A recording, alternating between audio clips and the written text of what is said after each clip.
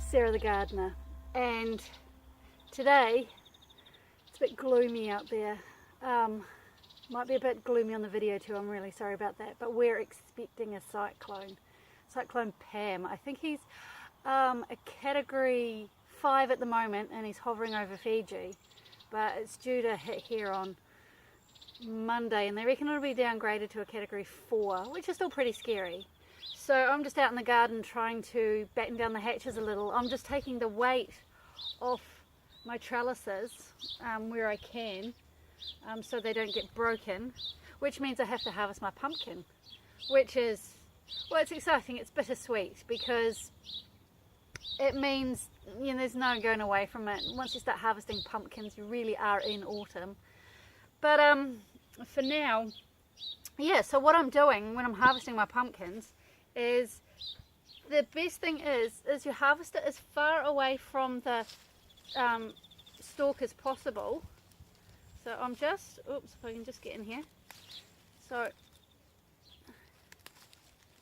right, let's unhook him from the vine. Let go. Right, so basically what I've done is, you can see that there's the stalk there, and I've actually, instead of cutting it at the stalk, I've cut it at the vine. So this will help preserve it, because if you snap it off here it will just rot. And don't hold it by the stalk either, because it's not a handle. And then what I'm doing is I'm just giving it a bit of a wash in a light bleach solution. So to get rid of anything that may have transferred onto it that will cause it to rot.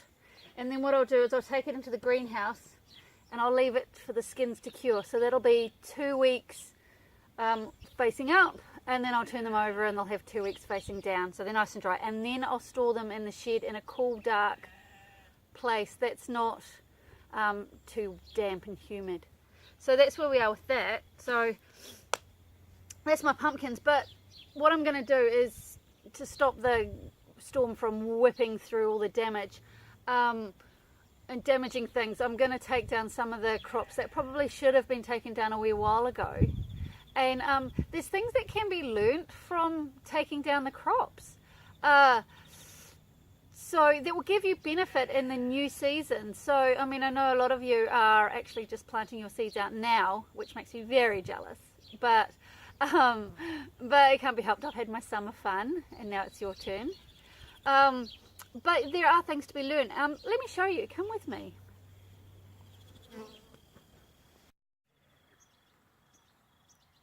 Now if we start with our old friend the pumpkin, we can definitely see that he is dead.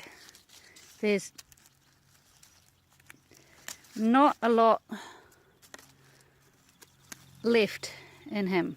The branches are all completely manky. There's no structure to them. I mean, if you look down the end of that stalk, you know, he's gone. So basically, let's have a look. He's vining. And so what he's done is he's just gone and scrambled everywhere. But if we look at his root structure, let's pull him out. Oh, out of the way. If we pull him out, right, you can see, you know, there's not a lot to his roots. So he's quite a shallow rooted fella. There's no real roots still left in there. So he's quite shallow rooted. So basically what is no point digging down to Africa to excuse me, there's no point digging down to Africa to enrich the soil all the way down for pumpkins, because, you know, the root structure isn't very deep.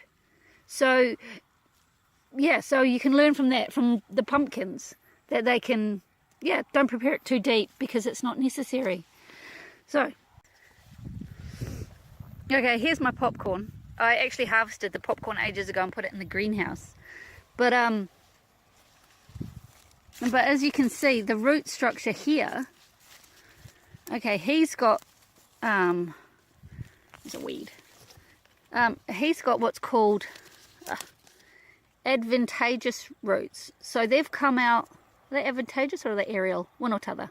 Anyway, so they come out and into the soil to add structure and stability because it is a really tall plant. So if we just pull him out, so bear with me.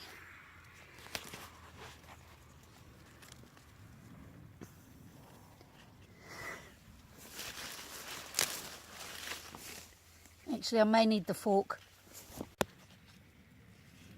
Okay, so let's just take this out and have a look.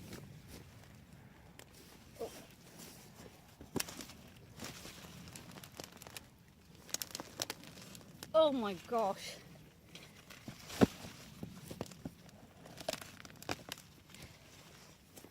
It's stuck in there really well.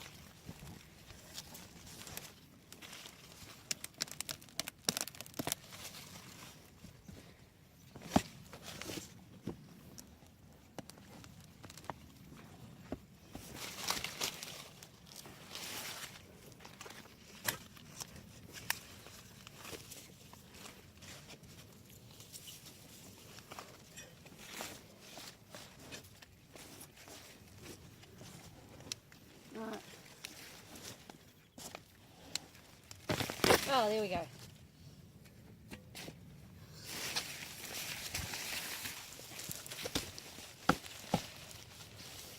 Okay, so if we look at the corn stalks, they're very fibrous and they go quite deep. So when you're preparing your corn bed, because they need the firmness of the soil so they can really grip tight. I mean, these roots will have no trouble whatsoever going through relatively firm soil. But you want to enrich it so that they've got what they need as well, because there's lots of little fibrous roots here just looking for goods. So with the corn, you want to go deep with your nutrients to encourage these roots to go deep, because they're an anchor to a very, very tall plant. Oh, and this is my stevia. You know, the sugar replacement. I'm going to process that later today. So if you want to check out how to do that, pop over to my blog and it'll show you how to make a syrup, extract the sweetness from stevia. So this is what happens when you don't mow the lawn for a while. There's bees growing through it. Oh dear. We had rain last night, but you can see just how dry the soil has been. There's cracks all the way through it. There's more just deep cavernous gaps where there just hasn't been any moisture. Stick my finger right into that. Okay, here's a Romanesco that's going to seed. It bolted while I was away, so it needs to come out.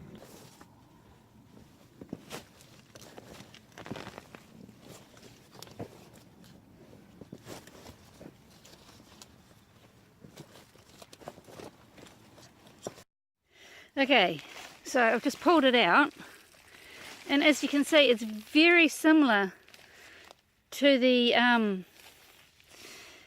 corn in that it has long fibrous roots. Now, brassicas like to be firm in the soil they're in. That's what they like, and so this just confirms that, because those are really solid roots that will push their way through firm soil. And the thing is, as well, is you need to prepare the bed to a good depth, a good spade's depth, with all the enriching them and preparing the soil, because those roots are going looking for it. So that's brassicas for you. Good, fibrous, firm roots. Now, we all know carrots like a good, deep, bed to grow in. So that's how a carrot root grows. So.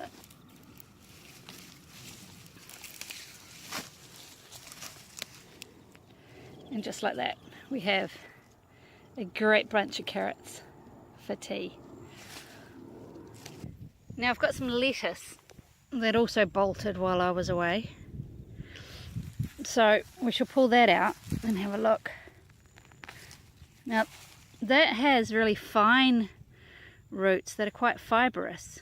So that needs loose soil so the roots can work their way through it. And they don't really go that deep either. It's got a very small root ball. Hello, let me come to have a look. Hey?